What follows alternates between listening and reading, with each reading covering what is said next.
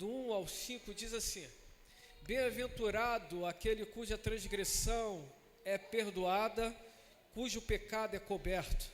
Bem-aventurado é aquele a quem o Senhor não atribui iniquidade e em cujo espírito não há engano.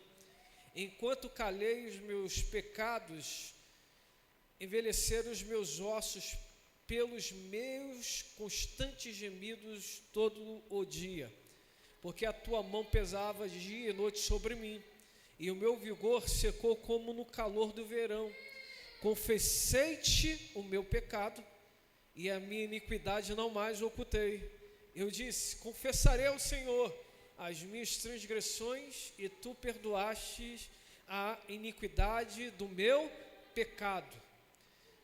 Confessei-te o meu pecado, e a minha iniquidade não mais ocultei. Eu disse: confessarei ao Senhor as minhas transgressões, e tu perdoaste a iniquidade do meu pecado. Esvazie a sua mochila. Você pode falar comigo do 3? 1, 2, 3. Esvazie a sua mochila. Em um ano agitado como o nosso, é comum nós acumularmos muitas coisas. E às vezes essas coisas deixam a nossa vida extremamente pesada. Uma vida difícil de ser vivida.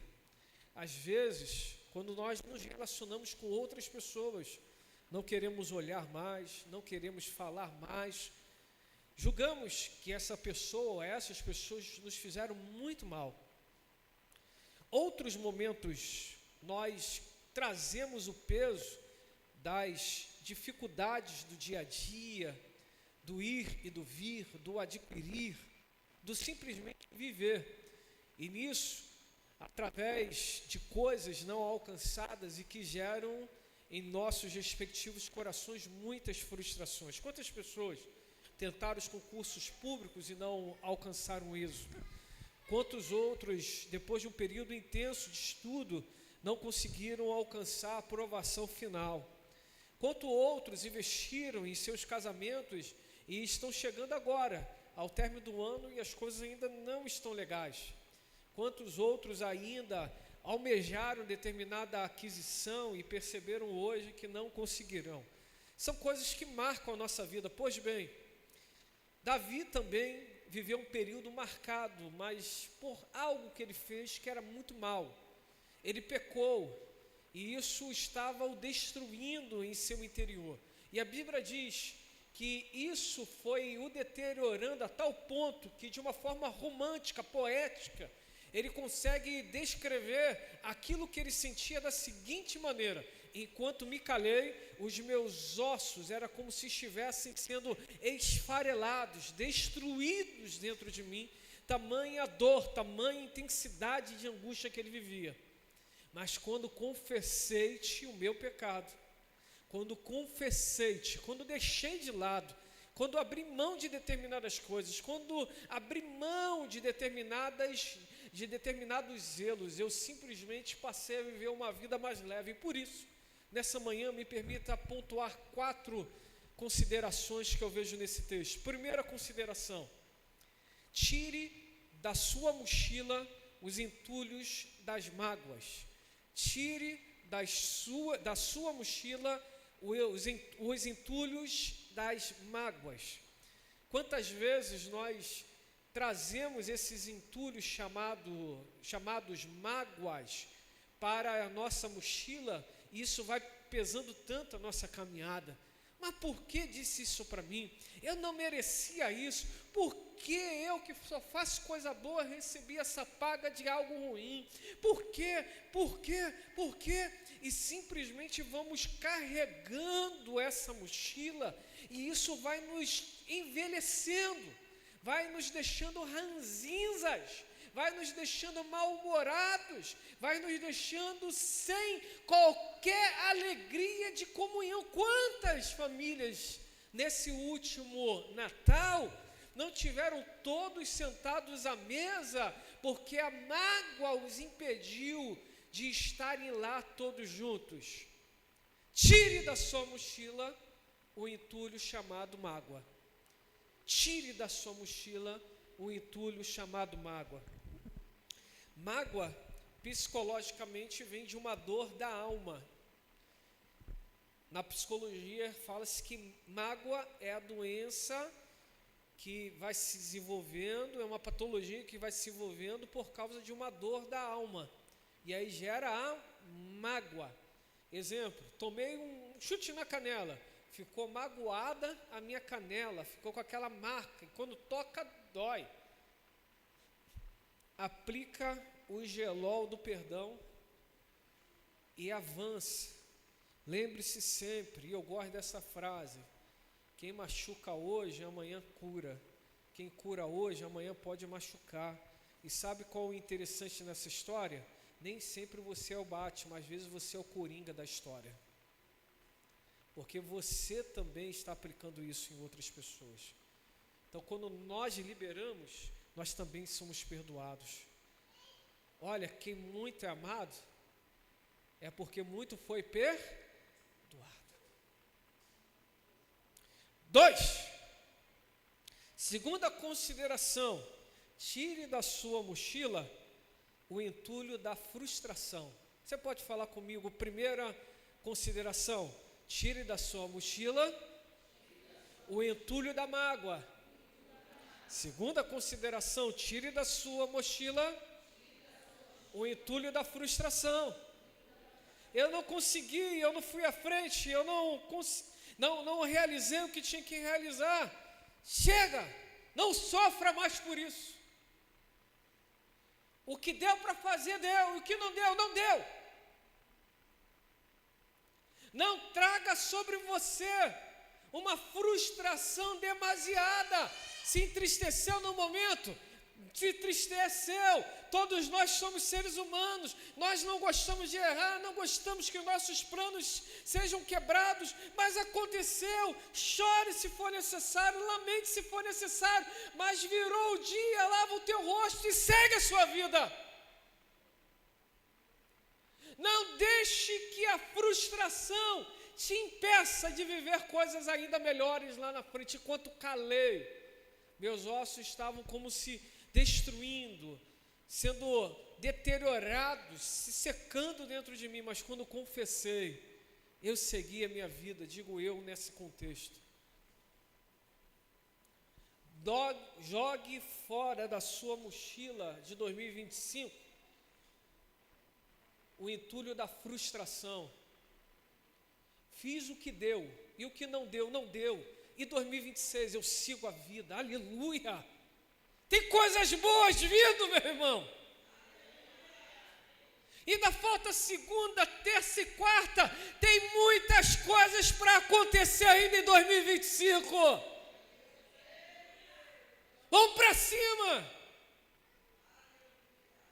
Arranque da sua mochila o entulho da frustração. E terceira observação, tire da sua mochila o entulho do pecado. O pecado nunca vai ser bom.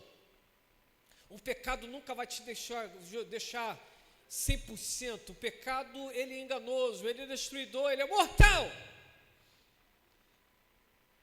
Encare o pecado da mesma maneira como você encara aquele que você acha que não quer o teu bem, porque de fato o pecado não quer o teu bem.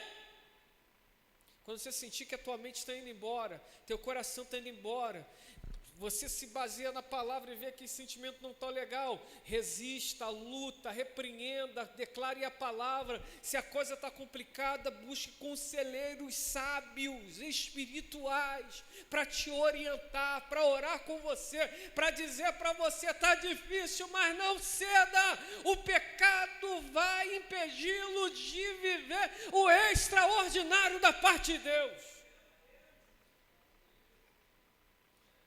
Quando o pecado está batendo muito a porta, fala assim, porque minha vitória está perto. Minha vitória está perto, por quê? Porque o inimigo está investindo pesado, tentando me fazer tropeçar. Mas eu sou brasileiro e sou crente, e membro da PIB do Jardim Meriti. Eu não vou desistir. Ô coisa, não paro. Fica firme.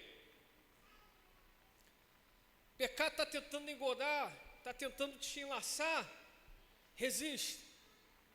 Termino essa palavra sobre pecado e vou pôr um ponto com a frase do pastor Lucinho Barreto, e cito aqui. Ele, um dia eu estava ouvindo, ele falou assim, no púlpito do Lagoinha, ele disse assim, é melhor confessar o pecado, é melhor confessar a tentação do que confessar pecado. Às vezes o que a gente precisa é só falar. Mas repito, não saia falando das suas sensibilidades para qualquer um. Tem gente que não merece saber das suas fraquezas. Desculpa a franqueza aqui de púlpito, mas vocês têm que ter esse discernimento, corrigindo. Vocês não. Nós precisamos ter discernimento. Você não joga pérolas aos porcos. Você tem que preservar a sua vida, preservar quem você ama. Mas se vê que a coisa está complicada, ore a Deus, identifique alguém sério, alguém que vai ouvir com sabedoria, que não vai ficar falando a sua vida, que seja bíblica, que seja espiritual, que vai te dar um bom conselho no Senhor. E aí você vai ver que esse laço vai ser cortado em nome de Jesus. E quarto e último, confessei o meu pecado e as minhas transgressões, e tu perdoastes a iniquidade no meu pecado. Eu vejo uma leveza de vida aqui, então quarto e último, viva de forma leve. Eu amo isso aqui. Vira para quem está ao teu lado, se pode, fala assim, viva de forma leve. Leve. Viva de forma leve. Termine esses 3 últimos dias do ano de forma mais leve. Inicie janeiro com esse propósito. Eu quero viver de uma maneira mais leve. De uma maneira mais leve. Vamos ajustar o que precisa ajustar, é claro. Mas vamos focar em viver uma vida mais leve. Você que está em casa, viva uma vida mais leve. Viva uma vida mais leve. Eu gosto de aplicar viva uma vida mais leve no sentido de Paulo escrevendo à igreja de Filipenses, capítulo 4, versículo de número 13. Tudo posso naquele que me fortalece. E aí os versículos anteriores ele diz sobre o contentamento. Eu sei viver na abundância, sei estar com muito também, estou preparado, sei também viver com o pouco. E aí depois ele conclui, tudo posso naquele que me fortalece. Me inspirei, deixa eu ler aqui, ó. Versículo de número 11. Digo isto não porque esteja necessitado, porque aprendi a viver contente em toda situação. Sei o que é passar necessidade e sei também o que é ter em abundância. Aprendi o segredo, olha só, o segredo de toda e qualquer circunstância, tanto de estar alimentado como de ter fome, tanto de ter em abundância como de passar necessidade. Tudo posso naquele que me fortalece. Seja mais satisfeito com o que você tem. Vamos ficar sobre os pés? Esvazie a sua mochila.